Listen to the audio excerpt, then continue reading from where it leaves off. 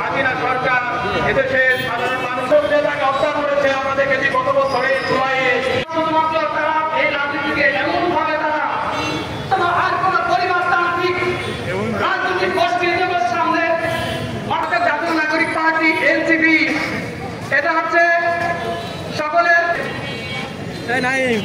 আর আপনারা জানেন নেতারা খুলনা থেকে রওনা দিচ্ছেন 11টার মধ্যে সার্কিট হাউসে পৌঁছাবেন।